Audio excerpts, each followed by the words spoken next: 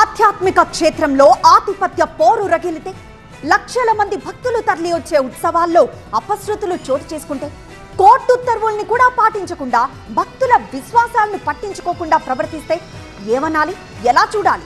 కాంచీపురం ఆలయం సాక్షిగా అర్చకుల మధ్య ఆధిపత్యం భక్తులను తీవ్రంగా నిరాశపరిచింది. ఇంతకు అసలు కాంచీ క్షేత్రంలో ఏం జరుగుతోంది? బ్రహ్మోత్సవాల సమయంలో వరుస అపశృతులకు కారణం ఎవరు?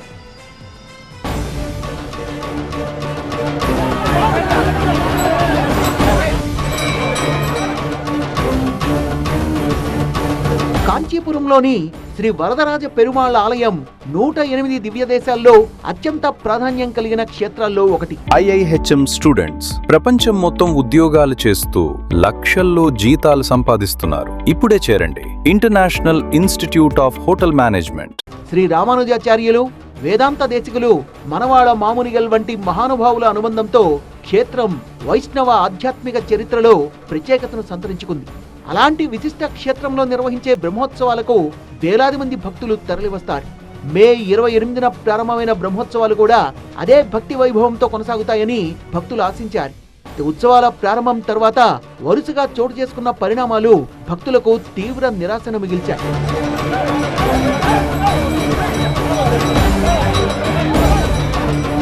కంచి ఆలయ చరిత్రలో చాలా కాలంగా తెంకలై వడకలై సంప్రదాయాల మధ్య ఆచార వ్యవహారాలకు సంబంధించిన విభేదాలు కొనసాగుతున్నాయి. శ్రీ వైష్ణవ సంప్రదాయంలో 2 ఉపశాఖలుగా ఏర్పడ్డ ఈ వర్గాలు భగవద్భక్తి విషయంలో ఒకటే అయినప్పటికీ కొన్ని ఆచార అనుష్ఠాన పద్ధతుల్లో తేడాలున్నాయి. దివ్య ప్రబంధ పారాయణం, వేద పారాయణం, సేవాక్రమాలు వంటి అంశాల్లో గతంలో అనేక సార్లు వివాదాలు చెలరేగాయి.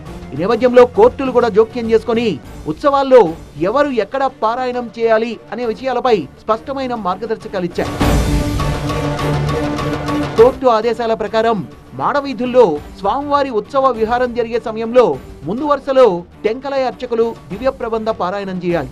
వారి వెనుక వరుసలో వడకలై అర్చకులు వేద పారాయణం చేయాలి. ఈ విధానం ఎన్నో సంవత్సరాలుగా అమల్లో ఉంది. అయితే ఈసారి బ్రహ్మోత్సవాల 4వ రోజున చంద్రప్రభ వాహన సేవ సందర్భంగా స్వామివారికి నిర్వహించే పూజా క్రమంపై ఇరు వర్గాల మధ్య తీవ్ర వాగ్వాదం చోటు చేసుకుంది. పూజా విధానంలో ఎవరి పాత్ర ఎంత, ఏ క్షణంలో ఎవరు సేవ చేయాలి అనే అంశాలపై మొదలైన మాట క్రమంగా ఘర్షణకు దారితీసింది.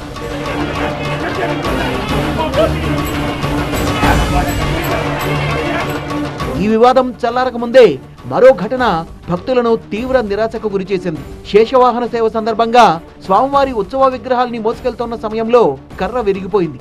భద్రతా కారణాల దృష్ట్యా వెంటనే ఉత్సవాన్ని నిలిపివేశారు. దీంతో వేలాది మంది భక్తులు ఎంతో ఆసక్తిగా ఎదురుచూసిన శేషవాహన సేవ రద్దయింది.